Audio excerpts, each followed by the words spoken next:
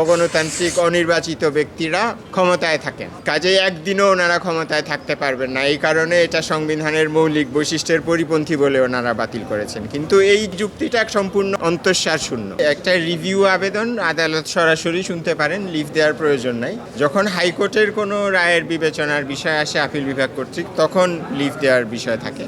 কিন্তু আপিল বিভাগের নিজের রায় যেহেতু ওনারা এখানে পর্যালোচনা করবেন, লিভের প্রয়োজন নাই। তো আমি এটা বলার পরে মূলত আদালতে উপস্থিত সব আইনজীবী আমার সাথে একমত পোষণ করেছেন, অ্যাটর্নি জেনারেল সহ।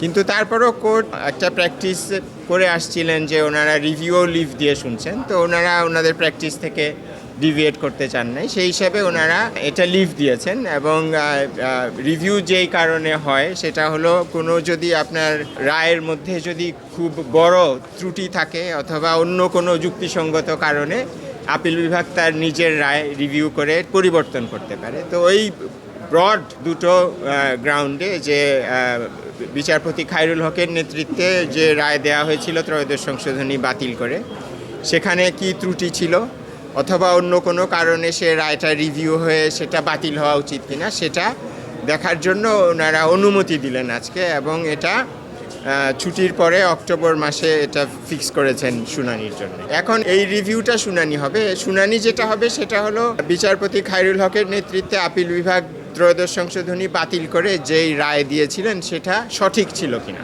পদ্মা সেতু, মেট্রো রেল এবং এলিভেটেড এক্সপ্রেসওয়ে নির্মাণের গর্বিত অংশীদার বসুন্ধরা সিমেন্ট। এবং আমরা আমাদের আজকের পিটিশনেও বলেছি, যখন পূর্ণাঙ্গ শুনানিও হবে তখনও আমরা বলবো যে এই রায় নানা কারণে ভুল ছিল। প্রথমত হলো যে সংবিধান বোঝার ব্যাখ্যা করার কতগুলো নীতি আছে, পদ্ধতি আছে। তো বিচারপতি খায়রুল হকের নেতৃত্বাধীন সংখ্যাগরিষ্ঠ যার মতামতের ভিত্তিতে যাই রায় হয়েছিল সেখানে সেই নীতিগুলোর ভুল প্রয়োগ হয়েছিল।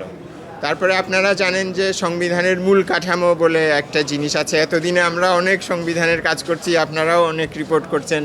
মূল কাঠামো জিনিসটা আমরা সবাই বুঝে ফেলেছি যে সংবিধানের কিছু মৌলিক বৈশিষ্ট্য আছে। তো বিচারপতি খায়রুল হকের নেতৃত্বের বেঞ্চ ত্রয়োদশ সংশোধনী বাতিল করার একটা মূল কারণ ছিল যে এটা মূল কাঠামোর পরিপন্থী। মূল কাঠামো হলো যেমন গণতন্ত্রের পরিপন্থী, কারণ অগণতান্ত্রিক অনির্বাচিত ব্যক্তিরা ক্ষমতায় থাকেন। কাজেই একদিনও ওনারা ক্ষমতায় থাকতে পারবেন না, এই কারণে এটা সংবিধানের মৌলিক বৈশিষ্ট্যের পরিপন্থী বলে ওনারা বাতিল করেছেন। কিন্তু এই যুক্তিটা সম্পূর্ণ অন্তঃসার শূন্য।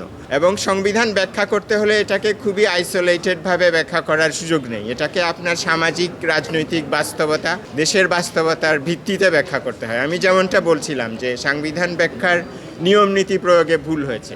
এখন ওনারা বললেন যে একদিনের জন্য অনির্বাচিত ব্যক্তি থাকতে পারবেন না। এই কথা বলে পরে কি হলো? ফলাফল দাঁড়ালো যে 15 বছর আমরা অনির্বাচিত লোকজনের অধীনে ছিলাম। তো কোনটা ভালো হলো? আপনার এই যে বাস্তবতা যে আমি একদিন অনির্বাচিত কারো কাছে থাকবো না, এই কথা বলে আমি একটা সিস্টেম চালু করলাম যার ফলে আমি 15 বছর একটা স্বৈরশাসনের একটা নির্বাচন ছাড়া আমি দেশ পরিচালনা করলাম।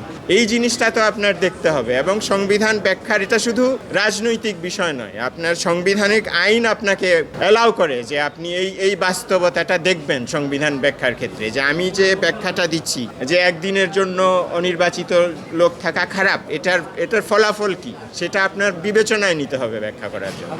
এই ফলাফলটা ওনারা বিবেচনায় নেন নাই, না নেওয়ার ফলেই এই 15 বছরের স্বৈরশাসন হয়েছে। কাজেই এই রায় অবশ্যই এটা পুনর্বিবেচনা হওয়া উচিত, বাতিল হওয়া উচিত। এবং যখন আপিল শুনানি হবে আমরা পূর্ণাঙ্গভাবে এগুলো বলবো।